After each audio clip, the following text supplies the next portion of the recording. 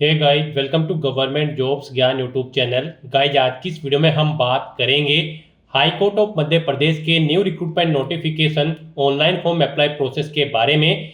जी हां दोस्तों, Madhya Pradesh high court ने यहां पर चतुर्थ श्रेणी क्लास 4 के खाली पदों को भरने के लिए नोटिफिकेशन रिलीज कर दिया है। कैसे आप इस भर्ती में पार्टिसिपेट करने के लिए अपने फॉर्म अप्लाई कर सकते हो बिना कोई मिस्टेक किए हुए, इसकी पूरी जानकारी हम आपको स्टेप बाय स्टेप रजिस्ट्रेशन से लेकर प्रिंट तक इस वीडियो में देंगे। बस आपको इस वीडियो को स्किप के बिना शुरू से लेकर एंड तक देखना है। उसके बाद वीडियो पसंद आए तो इसे लाइक और शेयर कर दें। चैनल पर नए हो तो इसे सब्सक्राइब कर लें। साथ ही साथ आपको फॉर्म अप्लाई करते हुए जो जो भी प्रॉब्लम फेस हो रही है उन सभी का हल आपको इस वीडियो में मिल जाएगा। तो पूरी जानकारी के लिए बने रहिए एंड तक इस वीडियो में हमारे साथ। तो बिना कोई वक्त गंवाए चलिए शुरू करते हैं।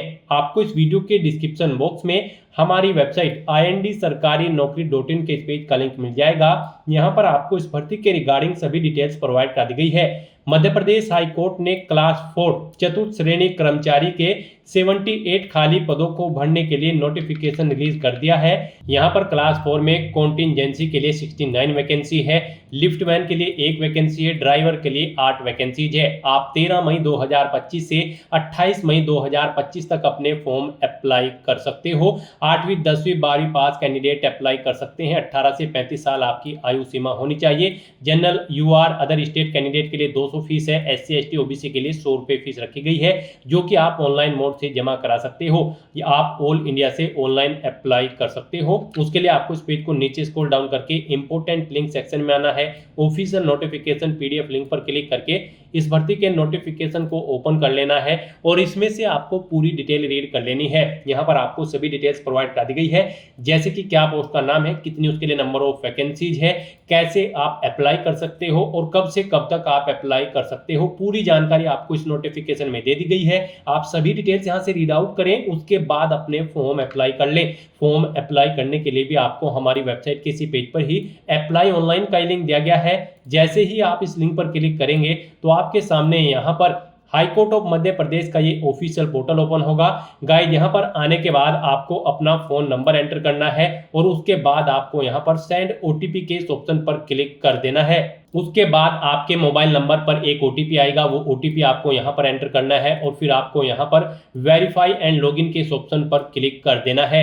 नेक्स्ट आपके सामने कुछ इस तरह से इंटरफेस ओपन होगा। अब यहाँ पर आकर सबसे पहले आपको पोस्ट सेलेक्ट कर लेनी है जिस पोस्ट के लिए आप अप्लाई करना चाहते हैं। क्लास 4 कॉन्टिंजेंसी पेड या फिर ड्राइवर या फिर लिफ्टमैन, आप अपने अकॉर्डिंग यहाँ पर पोस्ट सेलेक्ट करें। उसके बाद यहाँ पर आपको मुख्य खंडपीठ का नाम सेलेक्ट कर लेना है उस पोस्ट की और उसके बाद यहाँ पर आपको आवेदक या फिर आवेदकिका का पूरा नाम एंटर करना है, यानी कि आपको अपना कंप्लीट नेम यहाँ पर एंटर करना है। अपना जेंडर आपको सिलेक्ट कर लेना है, फिर आपको अपने फादर का नाम यहाँ पर एंटर करना है, मदर का नाम एंटर करना है, अपनी डेट ऑफ बर्थ आपको सिलेक्ट कर लेनी है।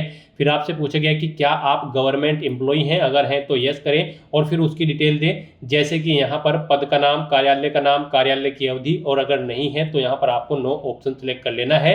उसके बाद आपसे पूछा गया है कि क्या आप दिव्यांग हैं, अगर हैं तो आप हाँ ऑप्शन सिलेक्ट करें और फिर अपनी दिव्यांगता का परसेंटेज यहाँ पर आप सिलेक्ट करें, दिव्यांगता का प्रकार दें, और नहीं है तो आपको नो ऑप्शन सिलेक्ट कर लेना है। अपनी नेशनलिटी आपको इंडियन ऑटोमेटिकली सिलेक्ट मिल जाएगी। फिर आपसे पूछा गया है कि क्या आप मध्य प्रदेश के मूल निवासी हैं, अगर हैं तो यस करें, नहीं तो नो ऑप्शन सिलेक्ट करें। और फिर यहाँ पर आपको अपनी कैटेगरी सिलेक्ट कर लेनी है, जिस कैटेगरी से आप बिलोंग करते हैं, यानी कि अपनी जाति आपको सिलेक्ट करनी है। फिर आपको यहाँ पर अपना मैरिटल स्टेटस सिलेक्ट कर लेना है, आप यहाँ पर मैरिड हो या फिर सिंगल हो, आप अपने अकॉर्डिंग ऑप्शन सिलेक्ट करें। अगर यहाँ पर आप मैरिड हो तो यहाँ पर आपको अपने जीवित बच्चों की संख्या देनी होगी, अगर बच्चे नहीं हैं तो यहाँ पर आपको 0 एंटर करना होगा। उसके बाद आपको इस पेज को नीचे स्क्रॉल डाउन करना है। उसके बाद यहाँ पर आपको अपनी ईमेल ID एंटर करनी है, अपना आधार कार्ड नंबर यहाँ पर आपको देना है। आपकी बॉडी पर कहीं कोई कट या तिल का निशान है तो वो पहले से यहाँ पर आप मेंशन करें, नहीं है तो नो मार्क आप एंटर करें। फिर यहाँ पर आपको अपना करंट एड्रेस देना है, उसके बाद आपको अपना परमानेंट एड्रेस देना है। और अगर आपका परमानेंट एड्रेस आपके करंट एड्रेस के अकॉर्डिंग सेम है तो आप इस चेकबॉक्स को ओके कर दें। ऑटोमेटिकली आपका परमानेंट एड्रेस आपके करंट एड्रेस के अकॉर्डिंग फिल हो जाएगा। उसके बाद आपको इस पेज को नीचे स्क्रॉल डाउन करना है और फिर यहाँ पर आपको अपनी एजुकेशनल क्वालिफिकेशन की डिटेल प्रोवाइड करानी है। हम यहाँ पर आपको क्लास 4 कॉन्टिजेंसी पेड के लिए अप्लाई करके दिखा रहे हैं। इस पोस्ट पर अप्लाई करने के लिए आपका कम से कम 8वीं क्लास पास आउट होना जरूरी है और मैक्सिमम 12वीं क्लास यानी कि 12वीं क्लास से ज्यादा आपकी क्वालिफिकेशन नहीं होनी चाहिए। क्लास 4 लिफ्टमैन की पोस्ट के लिए आपका 10वीं क्लास पास आउट होना जरूरी है, 12वीं मैक्सिमम है। और ऐसे ही यहाँ पर क्लास 4 ड्राइवर की पोस्ट के लिए भी आपका 10वीं क्लास पास आउट होना जरूरी है, 12वीं क्लास मैक्सिमम है। और यहाँ पर आपको ड्राइविंग लाइसेंस और एक्सपीरियंस होना चाहिए ड्राइविंग का, ऑल टाइप ऑफ व्हीकल्स का। तो यहाँ से आप अपनी क्वालिफिकेशन चेकआउट करें और उसके बाद अपनी क्वालिफिकेशन की डिटेल दें। तो यहाँ पर आपको सबसे पहले सिलेक्ट कर लेना है अपनी 8 क्लास की डिटेल आपको देनी है। बोर्ड, स्कूल या इंस्टीट्यूट का नाम दें। यहाँ पर ईयर एंटर करें, किस ईयर में आपने पास आउट की है। यहाँ पर ग्रेड बताएं या फिर अपने मार्क की परसेंटेज यहाँ पर आप एंटर करें। रिमार्क्स देना चाहते हैं तो रिमार्क्स यहाँ पर आप एंटर कर दें। उसके बाद आपको कोई शैक्षणिक या फिर तकनीकी योग्यता है 8वीं क्लास के अलावा तो यहाँ पर आप उसकी डिटेल प्रोवाइड कर सकते हैं। जैसे कि अगर आपने 10वीं या फिर 12वीं क्लास कंप्लीट कर रखी है तो उसकी डिटेल भी यहाँ पर आप प्रोवाइड कर सकते हैं। यहाँ पर आप 10th 12th की डिटेल दे सकते हैं।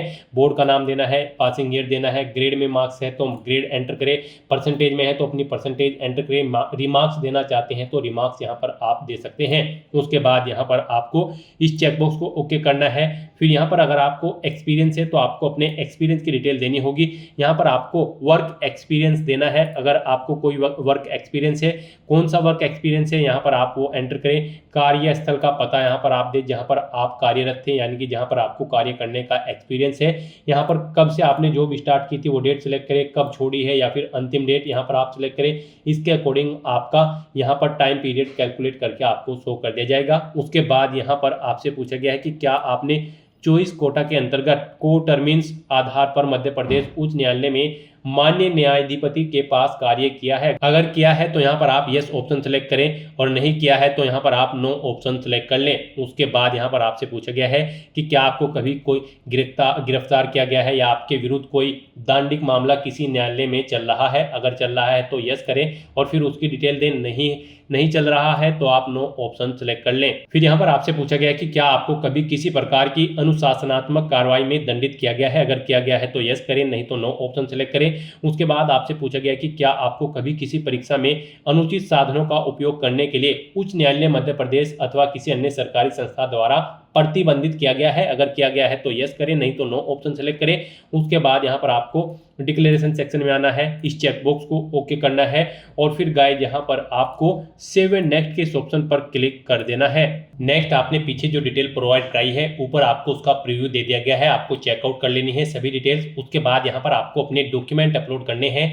यहाँ पर आपको अपना passport size photo, signature, Aadhaar card, domicile certificate, education certificate यानी कि आपकी 10वीं या फिर 8वीं क्लास का रिजल्ट या सर्टिफिकेट आपको अपलोड करना है। अपना कास्ट सर्टिफिकेट यहाँ पर आपको अपलोड करना है अगर आप रिजर्व कैटेगरी से बिलोंग करते हैं। यहाँ पर गाइज आपका जो पासपोर्ट साइज फोटो होगा वो 20 KB से 100 KB के बीच में होना चाहिए, JPG या फिर PNG फॉर्मेट में होना चाहिए। सिग्नेचर भी आपके 20 से 100 KB के बीच में JPG या फिर PNG फॉर्मेट में होने चाहिए। आधार कार्ड आपका 50 से 150 KB के बीच में होना चाहिए और यहाँ पर ये PDF फॉर्मेट में होना चाहिए। डोमिसाइल सर्टिफिकेट भी आपका और आपका एजुकेशन सर्टिफिकेट और आपका कास्ट सर्टिफिकेट भी 50 से 150 KB के बीच में होना चाहिए। PDF फॉर्मेट में आपके डॉक्यूमेंट होने चाहिए। तो यहाँ पर आपको चूज फाइल बटन पर क्लिक करना है, फाइल को सिलेक्ट कर लेना है और अपलोड के ऑप्शन पर क्लिक करके यहाँ पर आपको 1 बाय 1 करके अपनी इन सभी फाइल्स को यहाँ पर आपको अपलोड कर देना है। नेक्स्ट आपको आपके एप्लीकेशन फॉर्म का पूरा प्रीव्यू शो कर दिया गया है। आपको सभी डिटेल्स केयरफुली चेकआउट करनी है, पेज को नीचे स्क्रॉल डाउन करना है और अब यहाँ पर आपको मेक पेमेंट के इस ऑप्शन पर क्लिक कर देना है।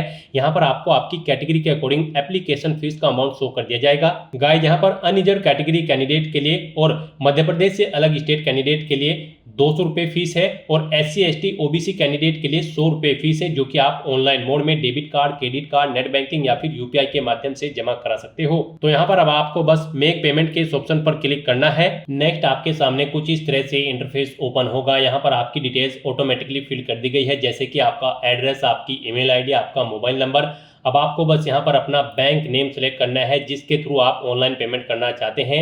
यहाँ पर आप बैंक सिलेक्ट करें, उसके बाद ऑनलाइन पेमेंट के इस ऑप्शन पर क्लिक रहने दें और अब गाइस यहाँ पर आपको कंफर्म के इस ऑप्शन पर क्लिक कर देना है और कंफर्म के ऑप्शन पर क्लिक करने के बाद फिर आपको सबमिट के इस ऑप्शन पर क्लिक कर देना है। उसके बाद आपके सामने कुछ इस तरह से इंटरफेस ओपन होगा। अब यहाँ पर आप debit card, credit card, net banking या फिर यूपीआई के माध्यम से अपना फीस पेमेंट कर सकते हो।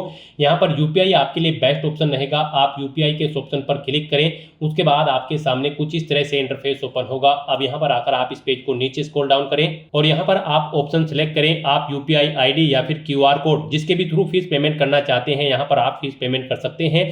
यूपीआई आईडी ऑप्शन अगर आप सेलेक्ट करते हैं तो आपको अपनी यूपीआई आईडी एंटर करते हुए अपना फीस पेमेंट करना है और क्यूआर कोड ऑप्शन अगर आप सेलेक्ट करते हैं तो फिर आपके सामने यहाँ पर कुछ इस तरह से इंटरफेस होगा।